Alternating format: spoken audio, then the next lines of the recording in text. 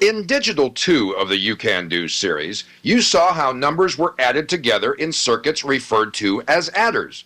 You learned about the half adder and the full adder devices. Now you will learn how numbers are subtracted from one another. We will begin our study of subtraction by examining the complement of a binary number. The complement of a binary bit is nothing more than its inverse status. In other words, the complement of 1100 would be 0011, or the complement of 1010 would be 0101. As you can see, to make the complement of any binary number, you simply change all the ones to zeros and all of the zeros to ones. The first method of creating a complement number is often referred to as ones complement. As you shall soon see, we can subtract any number by adding its ones complement in a certain way. As you recall, the rules for binary addition were simple. They were 0 plus 0 equals 0, 1 plus 0 equals 1, 0 plus 1 equals 1, and 1 plus 1 equals 0, carry 1. And the rules for binary subtraction were equally as simple. 0 minus 0 equals 0, 1 minus 0 equals 1, 1 minus 1 equals 0, and 0 minus 1 equals 1, borrow 1.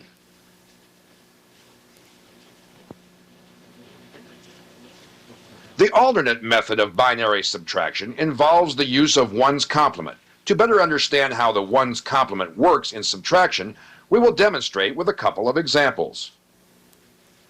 In the first example, we will start by subtracting decimal number 3 from decimal number 5. 5 will become the minuend, and 3 will become the subtrahend. First, we must convert the minuend and subtrahend into their binary equivalents. Next, we change the subtrahend into its complement number. This changes the binary 3 into 100. Then we simply add the numbers together. We know that 1 plus 0 equals 1. 0 plus 0 equals 0. And 1 plus 1 equals 0, carry 1. Next, the one bit that was carried is added to the least significant bit to the total sum. When we do this, we see that the answer is 010 in binary, or 2 in decimal. This time we will subtract decimal 6 from decimal 14. As you can see, the binary equivalent of decimal 14 is 1110, and the decimal equivalent of 6 is 0110. First, we find the complement of the subtrahend. Then we simply add the complemented subtrahend to the minuend. You already know that 0 plus 1 equals 1. 1 plus 0 equals 1. 1 plus 0 equals 1. And 1 plus 1 equals 0, carry 1. Next, we add the carry bit to the least significant bit. 1 plus 1 equals 0, carry 1. 1 plus 1 equals 0, carry 1. 1 plus 1 equals 0, again carry 1. And 1 plus 0 equals 1. When binary number 1000 is converted into decimal, it equals 8, which is the answer to our problem of 14 minus 6.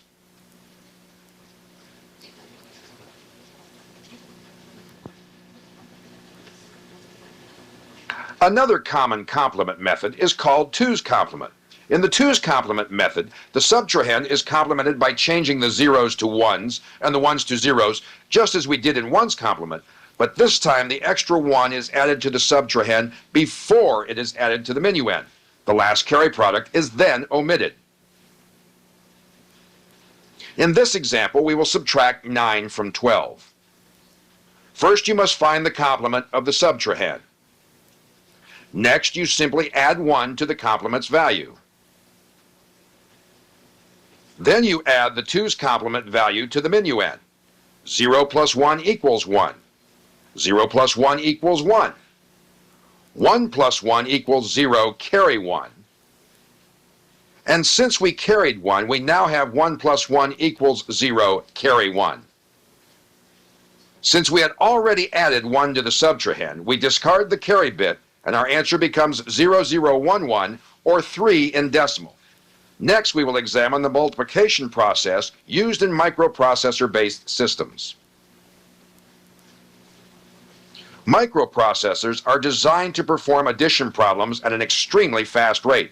The microprocessor can also be programmed to multiply by performing a series of successive addition steps. We will now examine one such circuit.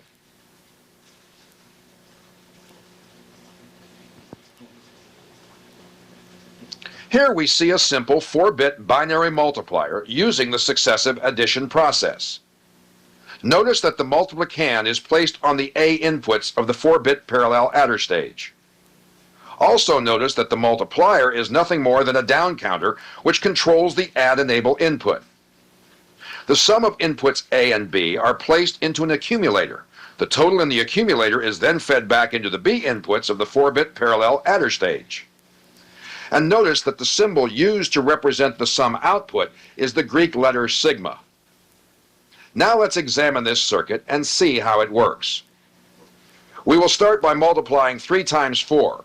As you may have noticed, the multiplicand has been loaded with the number 4 in binary, and the multiplier, which is in the down counter stage, has been loaded with binary 3. The accumulator has been cleared and is set to 0, 0, 0, 0. Since the multiplier has a binary number greater than 0, 0, 0, 0, it will enable the 4-bit parallel adder stage and cause it to add the binary numbers placed at inputs A1 to A4 with the binary numbers placed at inputs B1 to B4. You may have also noticed that a multiplier decreased by 1. Since the inputs A1 to A4 have a binary 4, and the inputs B1 to B4 have a binary 0, the accumulator will store the sum of binary 4. Next, the multiplier again decreases by 1, which in turn enables the adder stage to add the inputs of A1 to A4 with the inputs of B1 to B4. At this point, inputs A1 to A4 have a binary value of binary 4, and inputs B1 to B4 also have a value of binary 4. Therefore, the accumulator will store this sum as a binary 8. At this point, the multiplier will once again decrease by 1 and enable the adder stage, causing it to add the inputs A1 to A4 to that of B1 to B4. When the adder stage adds the 4 from the multiplicand with the 8 from the accumulator, the new sum will be 1100 or binary 12. When the down counter reaches 0000, it will no longer enable the adder stage, and the problem is completed. As you can see, multiplication can easily be achieved by using the successive addition process. Division can also be achieved by using a similar process, but instead of adding the values at inputs A1 to A4 with those of inputs B1 to B4, they are subtracted from one another in a successive process.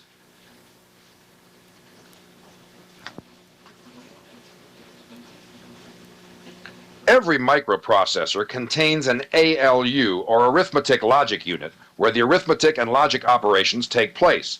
The variety of operations handled by the ALU will depend on the type of arithmetic logic unit used. Here we see the SN74181 integrated circuit. It is a high-speed arithmetic logic unit that has a complexity of 75 equivalent gates in a 24-pin monolithic IC package. This IC performs 16 binary arithmetic operations on 2 4-bit words. One 4-bit word is placed at inputs not A0 to not A3, and the second 4-bit word is placed at inputs not B0 to not B3. The operations performed by this IC are selected by the 4 function select lines S0, S1, S2, and S3. When performing arithmetic manipulations, the internal carrier must be enabled by applying a load to the mode control input labeled M. A full carry look-ahead scheme is made available for fast simultaneous carry generation with a group carry propagate labeled not P and a carry generate labeled not G for the 4 bits in the package. The pin labeled CN is the carry-in input, and the pin labeled CN plus 4 is the carry-out output. The pin labeled A equals B is a comparator output. And the pins not F0, not F1, not F2, and not F3 are function outputs. The ALU works in conjunction with a number of registers which are used to temporarily store data and with a control circuit used to control the ALU. You will learn more about the arithmetic logic unit when you study microprocessors. We will now pause for a short review of the material just discussed.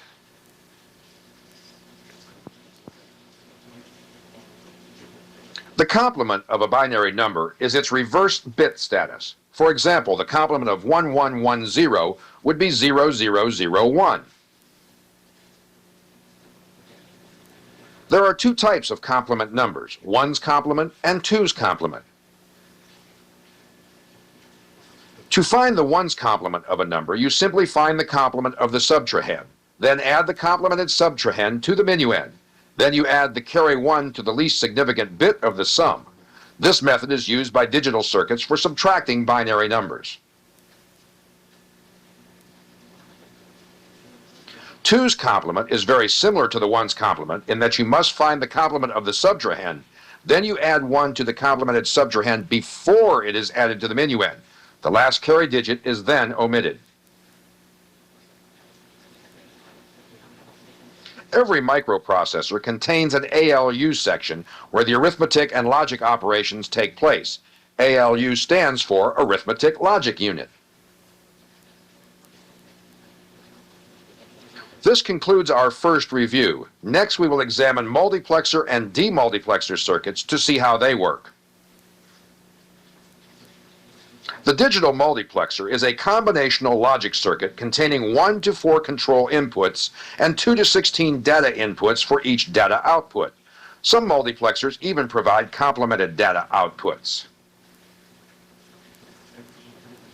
Basically, the digital multiplexer performs the function of a single-pole multi-position switch in which one of the data inputs will be connected to the output at any one time. The particular data input being selected is controlled by the control inputs line. Digital multiplexers are used when a selection must be made from several data sources and the information must be routed to one destination. This method of selection is often referred to as data routing.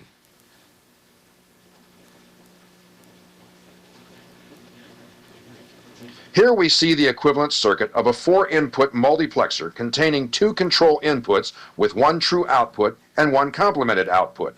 To better understand the digital multiplexer circuit, we will examine this simple equivalent circuit. The 4 different data sources are applied at inputs I0, I1, I2, and I3.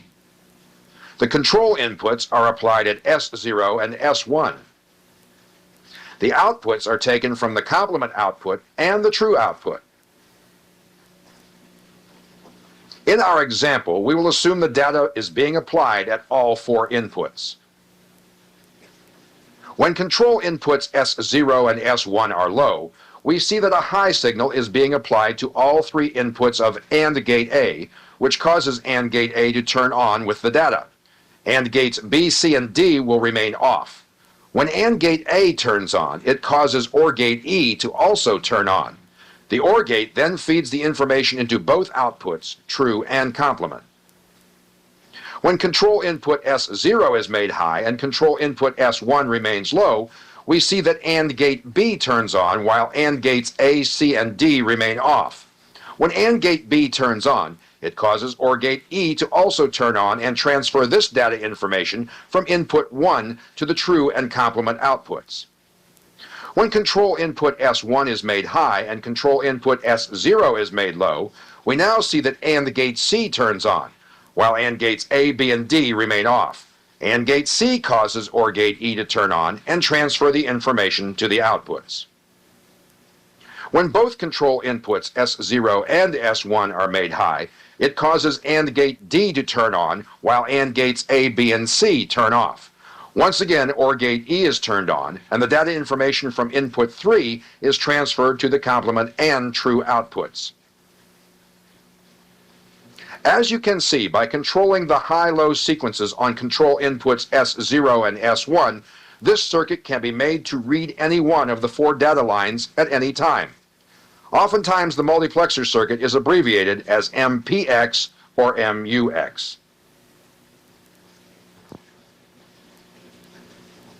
Here we see the SN74150, which is a 16-line to 1-line digital multiplexer IC. This integrated circuit contains 16 6-input AND gates, one 16-input NOR gate, and 9 inverter gates. The SN74150 is capable of multiplexing 16 data lines into one output. A 4-bit code placed at the data select lines, which are used as the control lines, will determine which of the 16 input lines are to be routed to the output. The strobe input is used as an override to force the output into its logical 1 state. Since the output of this device comes from a NOR gate, the data is inverted from the input to its output. This IC has a typical propagation delay of 10 nanoseconds with a typical power dissipation of 225 milliwatts.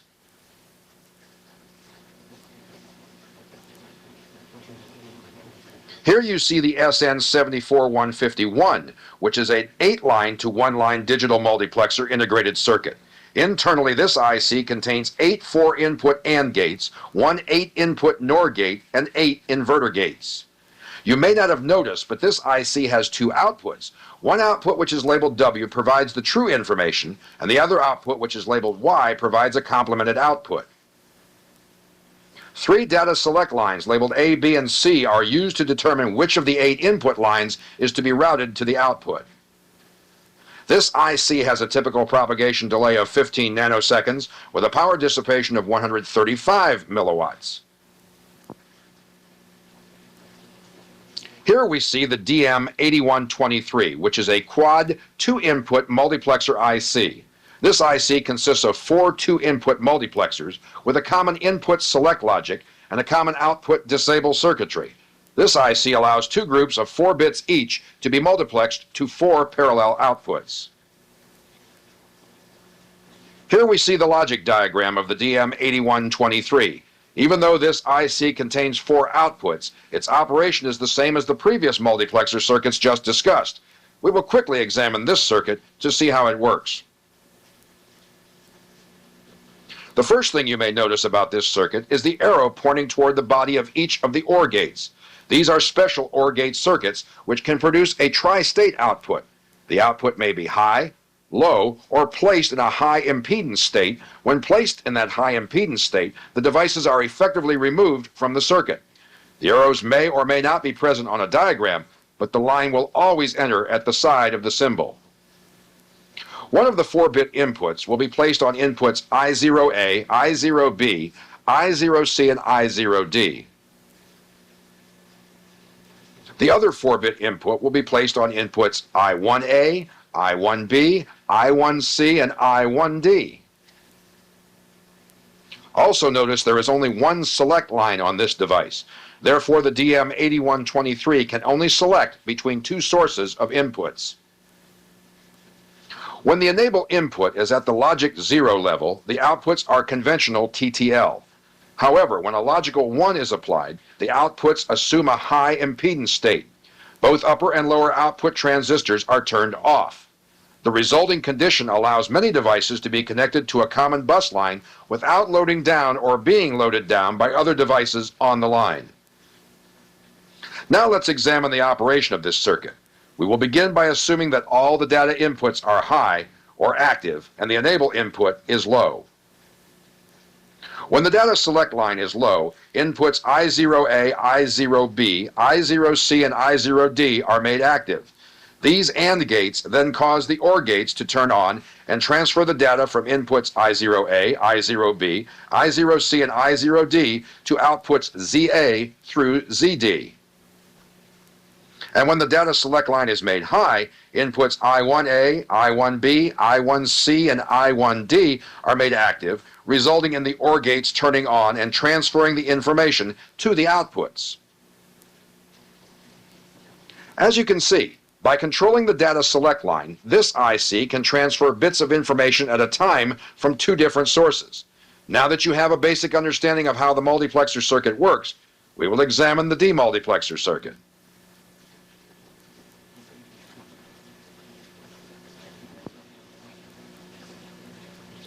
Multiplexing was defined as a process in which many data sources may be connected one at a time to one output. Demultiplexing, on the other hand, is the reverse process, or routing data from a single source to various destinations. As you can see from this simple diagram, one input source can be directed to any one of several outputs. The output selected is determined by the control line. To better understand how this happens, let's examine a demultiplexer equivalent circuit.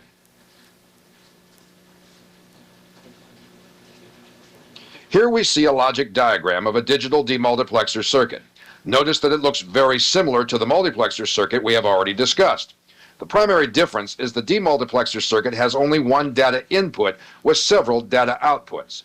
To better understand the demultiplexer circuit, we will examine how this equivalent circuit works. We will begin by assuming that the data input line is active and that the data select control lines S0 and S1 are low. As you can see, and the gate A is turned on. Therefore, the data from this data input line is routed to output Z0. By making data select line S1 high and leaving data select line S0 low, and the gate B is turned on, allowing the information to flow from the input to the Z1 output. When data select line S1 is made low and data select line S0 is made high, and the gate C is turned on, which allows the data from the data in input to be transferred to the Z2 output. And by making both of the data select control lines high, and the gate D is turned on, allowing the information to flow from the data in input to the Z3 output. As you can see, by controlling the data select lines, the information placed at the data in input can be directed to any one of several outputs, one at a time.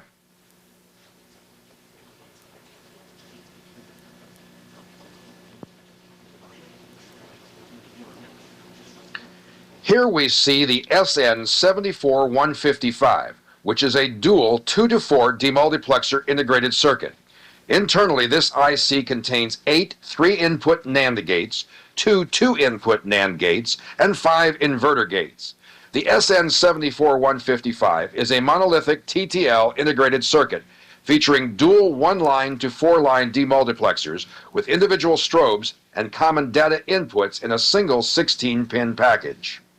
The individual strobes can permit or inhibit each of the 4-bit sections as desired. When both strobes are enabled, the common data inputs sequentially select and route the input information to the appropriate output of each section. The data information applied to input 1C is inverted at the appropriate output, while the data applied at 2C is not inverted at the output. The SN74155 has a typical propagation delay of 17 nanoseconds with a power dissipation of 125 milliwatts.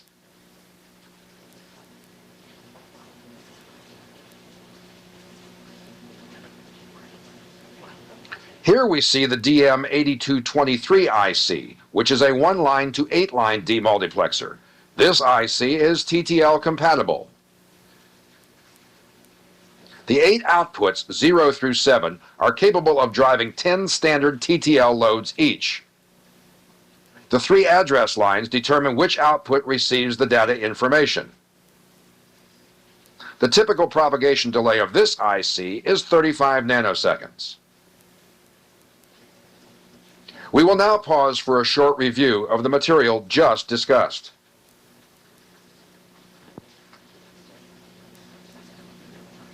You have seen that the digital multiplexer is a combinational logic circuit which contains 1 to 4 control inputs, 2 to 16 data inputs, and 1 output.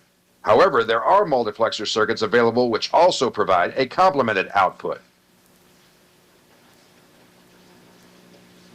The multiplexer may be considered an electronically controlled switch in which one of the data inputs is connected to the output.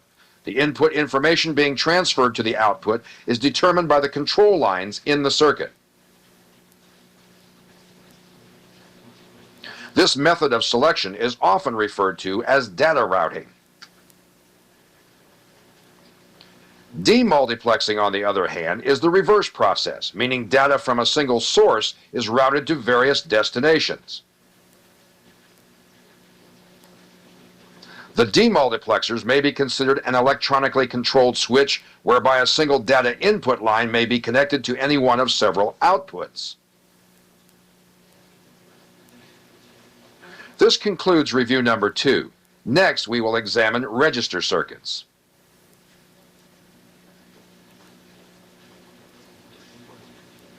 Registers are nothing more than a storage unit used to temporarily hold information until information is needed. The most common storage register is the shift register. There are several different circuit configurations that are called shift registers. They are classified by the method which data inputs and outputs to and from register. For example, shift registers may be classified as serial in, serial out, serial in, parallel out, parallel in, parallel out, and parallel in, serial out. As you can see, the shift register can convert data from serial to parallel or from parallel to serial. To illustrate how the shift register can accomplish this, we will examine a typical circuit. Here we see a simple circuit consisting of a keyboard encoder circuit, 2 shift registers, and a decoder driver. Note that the first shift register, a parallel in serial out, receives data from the keyboard encoder in parallel, then transfers the information in serial to the next shift register. This register is a serial in parallel out device. The serial in parallel out shift register receives the serial data, then transfers the information in parallel to the decoder driver device.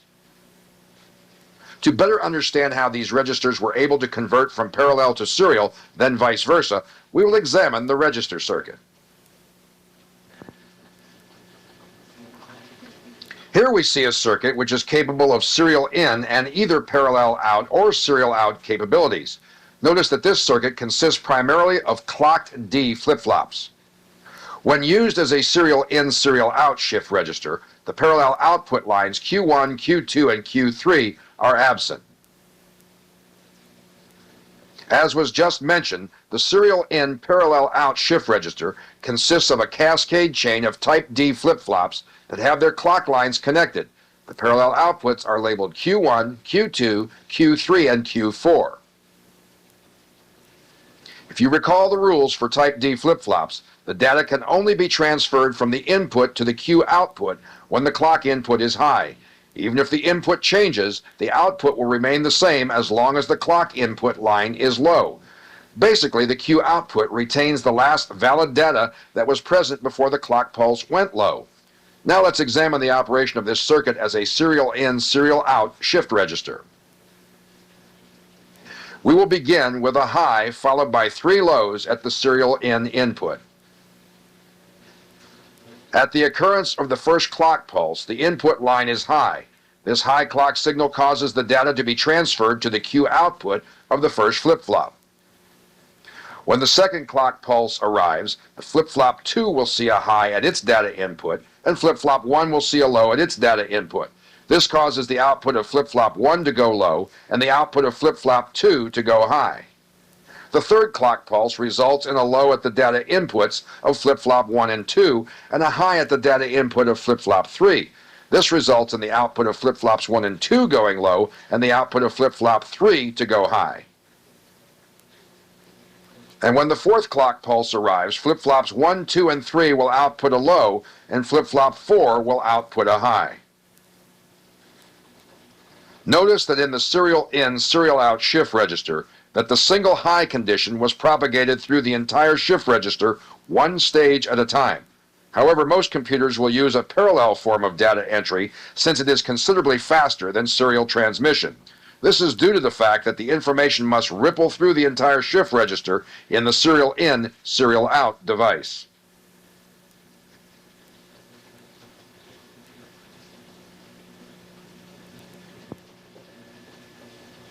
Here we see a parallel in, parallel out shift register. Notice that a common clock signal is used and that the input and output of each flip-flop is separated from one another. When the clock signal swings high, the information placed at each of the data inputs is transferred to the Q output of the device. As you can see, the process of transferring information is much faster using the parallel in, parallel out register as compared to the serial type device. There are a wide variety of shift registers available on today's market. We will examine only a few in this video. Here we see the SN7491A, which is a serial in, serial out 8-bit shift register utilizing transistor logic circuits. This IC contains 8 RS master-slave flip-flops with input gating and a common clock driver. This register is capable of storing and transferring data at clock rates up to 22 megahertz while maintaining a typical noise immunity level of 1 volt. Power dissipation of this device is around 175 milliwatts with a fan-out of 10 from the outputs. The clock pulse inverter causes the circuit to shift information toward the output on the positive edge of an input clock pulse. This enables the shift register to be fully compatible with other edge-triggered synchronous functions. Also note that there are 2 inputs on this device labeled A and B.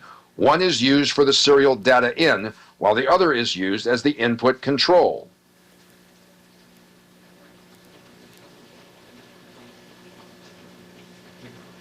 Here we see the SN7495, which is a 4-bit right shift, left shift register, which is capable of serial in, parallel out, or parallel in, parallel out modes of operation.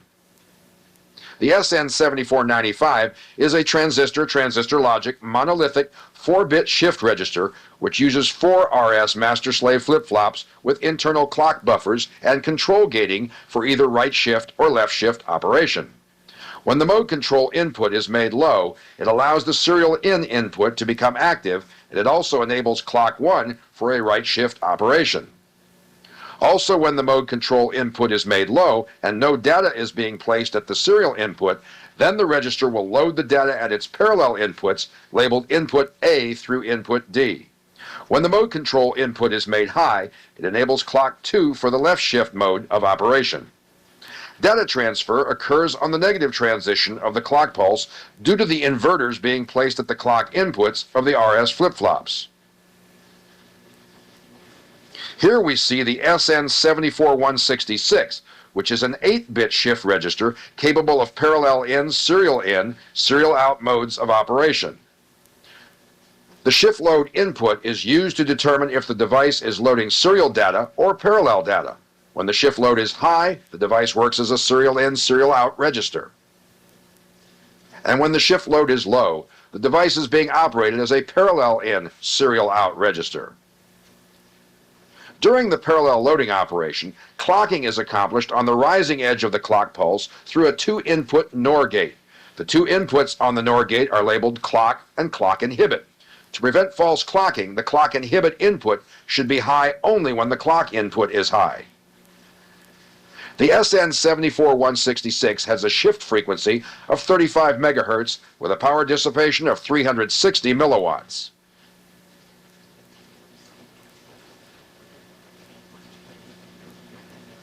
We will now pause for a short review to reinforce the important concepts of the registers just discussed.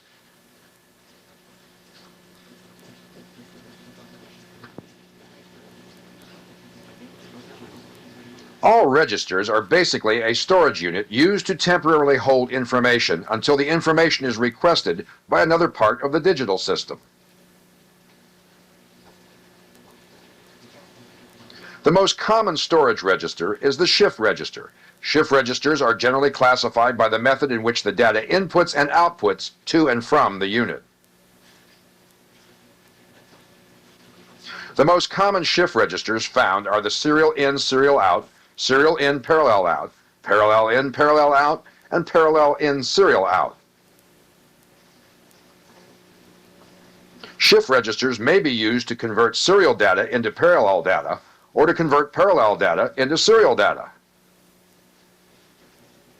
The basic register is nothing more than a series of flip-flops configured to store multiple bits for future use. Shift registers are available in a wide assortment of sizes. Even though shift registers with 1024 bits are common, their basic operation will remain the same. This concludes review number 3. Next, we will examine some of the common displays found in digital circuits.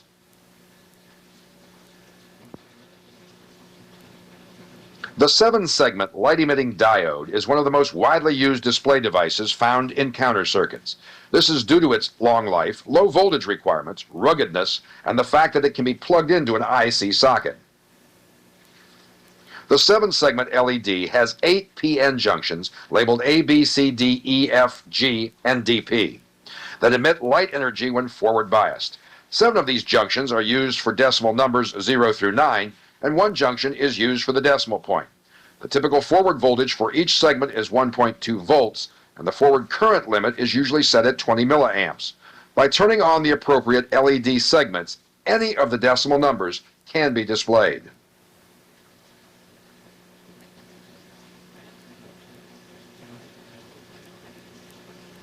For example, by activating segments B and C, the decimal number 1 is shown. By turning on segments A, B, D, F, and G, the decimal number 2 is displayed. Or by energizing segments A, B, C, D, and G, decimal number 3 can be displayed. To display decimal number 4, segments B, C, E, and G must be activated. Decimal number 5 is displayed when segments A, C, D, E, and G are turned on. Likewise, decimal number 6 is displayed when segments A, C, D, E, F, and G are energized. And decimal number 7 is displayed when segments A, B, and C are turned on.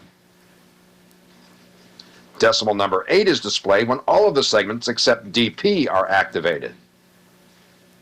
And decimal 9 is displayed when segments A, B, C, E, and G are energized. We can also display the decimal 0 by turning on segments A, B, C, D, E, and F. The decimal point is energized when displaying more than 1 digit or when a number smaller than 1 must be shown. As you can see, by simply energizing the appropriate LED segments, any of the decimal digits 0 through 9 may be displayed using this simple device.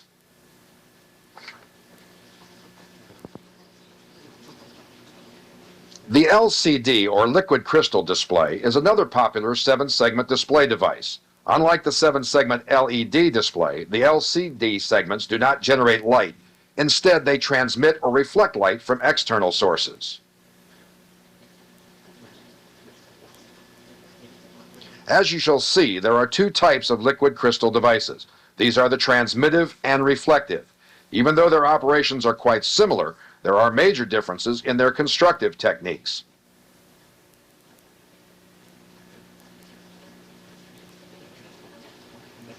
The molecules in ordinary liquids normally have random orientations. However, in liquid crystals, the molecules are oriented in a definite crystal pattern when not activated. The liquid crystal will appear transparent. However, when an electric field is applied to the liquid crystal device, the molecules try to align themselves perpendicular to the electric field being applied. The charge carriers flowing through the liquid disrupt the molecular alignment, which creates a turbulence within the liquid. This molecular turbulence causes the external light to be scattered in all directions, which results in the activated area changing colors. This phenomenon is referred to as dynamic scattering. The liquid crystal cell consists of a layer of liquid crystal material made from such compounds as cholesterol nonanoate and p-azoxyxanisole, sandwiched between glass sheets with transparent electrodes deposited on the inside face of each glass sheet. When both glass sheets are transparent, the cell is known as a transmittive type cell. Whereas when only one glass sheet is transparent and the other sheet has a reflective coating, it is known as a reflective type cell. When not activated, the transmittive type cell simply transmits the rear or edge lighting through the cell in straight lines. In this condition, the cell will appear transparent. However, when activated, the incident light is diffused forward and the cell will appear quite bright, even under bright ambient light conditions. The reflective type cell operates from an external light source. When not activated, light is reflected in the usual way from the mirror surface, which causes the cell to appear transparent. However, when activated, the dynamic scattering phenomenon occurs and the cell will appear quite bright. As you can see, the primary difference between the transmittive type cell and the reflective type cell is in the method by which the light source is applied and in the construction of the device. The operation of the liquid crystal display is almost identical to that of the 7-segment LED display. By controlling the separate segments of the LCD device, it can be made to display decimal numbers 0 through 9. The recommended supply voltage for the LCD device is a 30-volt peak-to-peak 60 Hz square wave. The operating current is typically 125 microamps. The major advantage of the liquid crystal display is its obviously very low energy requirement.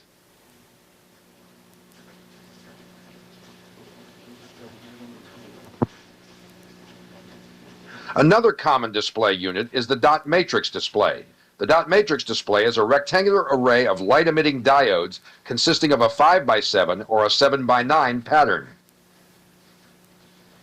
The dot matrix display must be used with a character generator that selects the designated diodes to be activated at any one time to display any one of 64 characters. You will learn more about the character generator later in the video.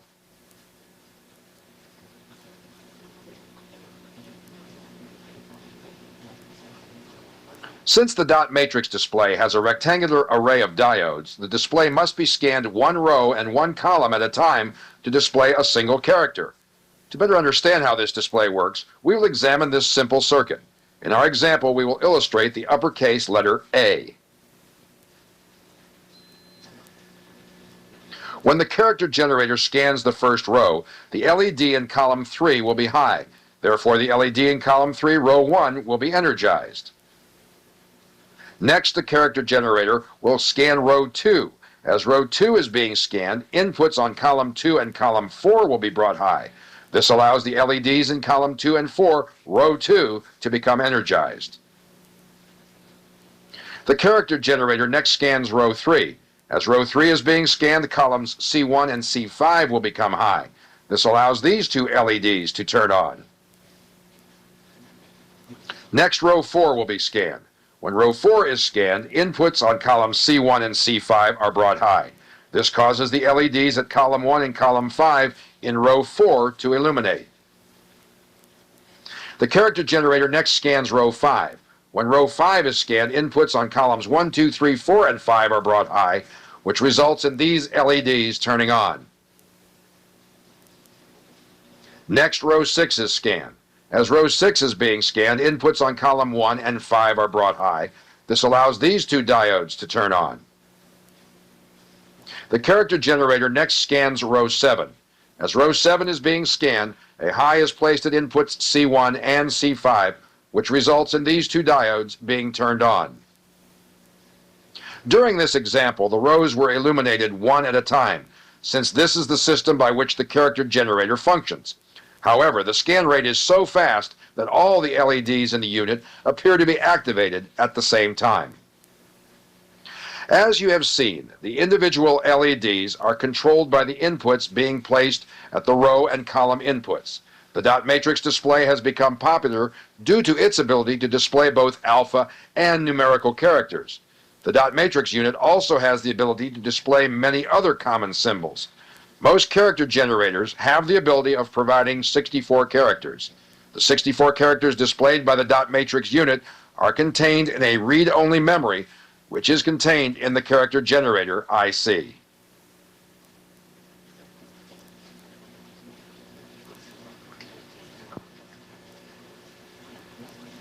The forerunner of the 7-segment display was the Nixie tube. The Nixie tube is a gas-filled cold cathode vacuum tube which has 10 filaments inside, each shaped into the form of a decimal digit. The individual filaments are geometrically arranged within the tube to avoid masking each other. Therefore, when one numeral is illuminated, the other numerals are barely visible. As a voltage is applied between any single filament and the anode within the tube, the filament will turn on and glow a bright orange. Since the Nixie tube is a vacuum tube, it requires much higher voltages than does its solid-state counterpart, the 7-segment display. The Nixie tube requires a typical supply voltage of 100 volts.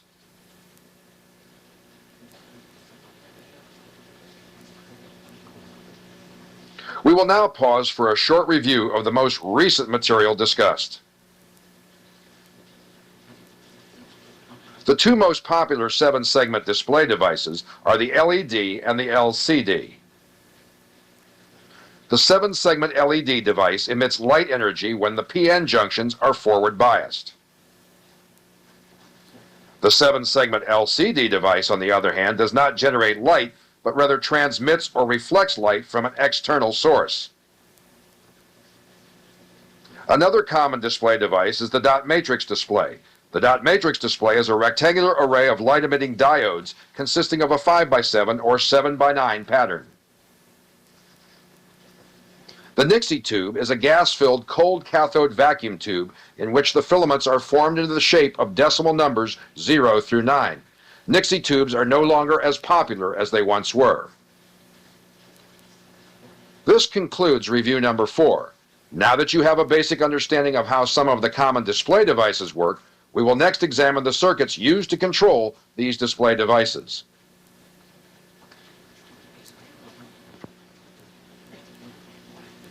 Before a display device can show a character, it must have a properly decoded signal being applied at its inputs. It must also have a device capable of supplying enough power to drive the display unit. This is generally accomplished with a decoder and driver circuit.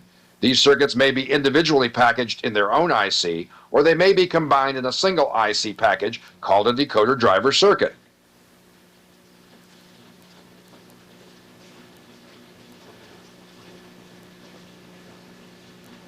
Here you see a BCD to 7-segment decoder driver IC. These ICs are found in multimeters, counters, and other test equipment, commercial electronic scales, or wherever a numerical readout is required. Notice that the IC pin configuration is the same for the DM7446A, DM7447A, and the DM7448. The primary difference between these ICs is in their voltage and current requirements. Their operation, however, will remain the same.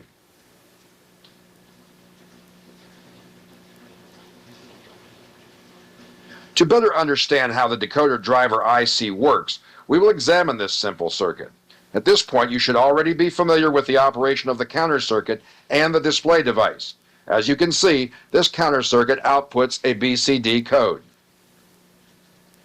When the counter circuit is at 0 counts, the BCD code of 0000 is fed into the inputs of the decoder driver IC. The decoder portion of the IC decodes the BCD input and causes the driver portion of the IC to output a high into outputs A, B, C, D, E, and F. This results in a 0 being displayed on the 7-segment display. When the counter IC increases by 1, the BCD code of 0001 is directed into the BCD inputs of the decoder driver. The decoder driver decodes the BCD input and causes outputs B and C to turn on. This results in the 7-segment display showing a numeral 1. As the counter IC further increases by another count, it outputs a BCD code of 0010 into the inputs of the decoder driver. The decoder driver decodes this input and produces a high output on pins A, B, D, F, and G. This results in the numeral 2 being displayed. As the counter IC increases by one more count, it outputs a BCD code of 0011, which is then fed into the inputs of the decoder driver device.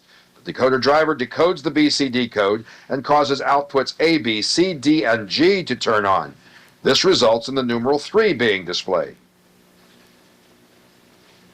When the counter IC increases by yet another count, it produces a BCD coded output of 0100. This BCD code is then decoded by the decoder driver IC, which causes B, C, E, and G to go high.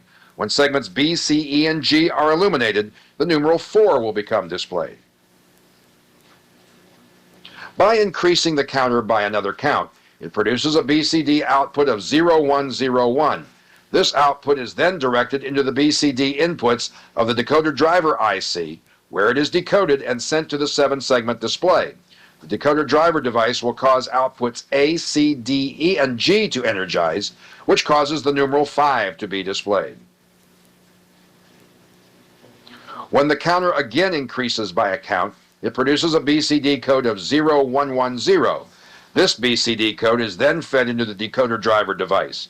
The decoder driver decodes the BCD code and causes outputs C, D, E, F, and G to go high, which results in the numeral 6 being displayed.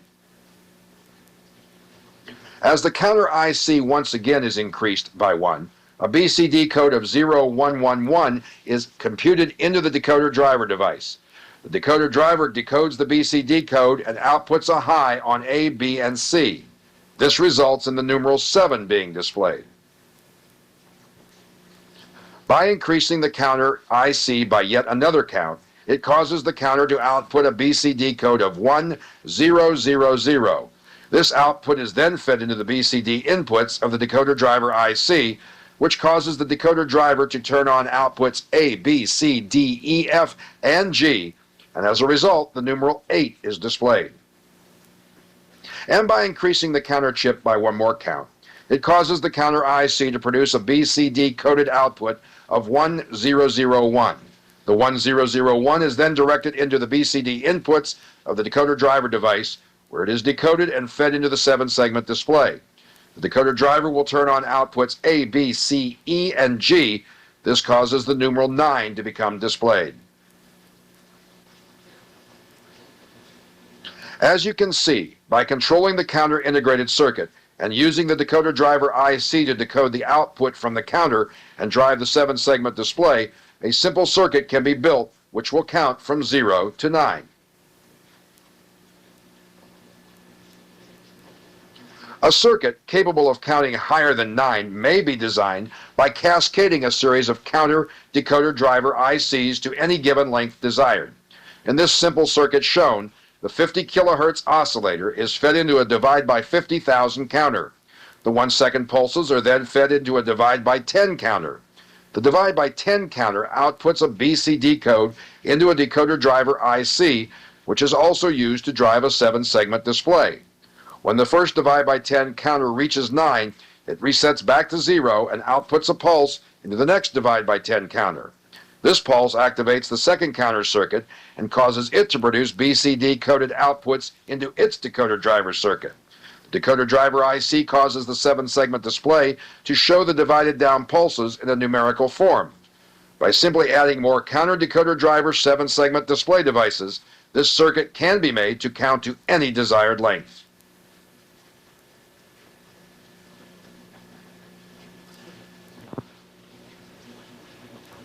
It was mentioned earlier that a character generator was required to operate the dot matrix display.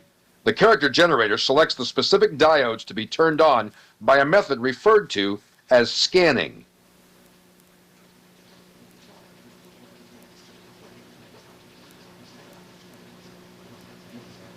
The character generator is generally a ROM device, which is programmed to output 64 characters from a 6-bit address input. ROM stands for read-only memory. The address inputs are labeled A1, A2, A3, A4, A5, and A6. A character code is fed into the address inputs, at which point the character generator is programmed to activate the designated column drivers and the row address at one time. As the character generator scans each row, it places new information on the column driver lines, which change from scan to scan. By changing the data supplied from the column driver outputs with each scan, various character combinations can be achieved.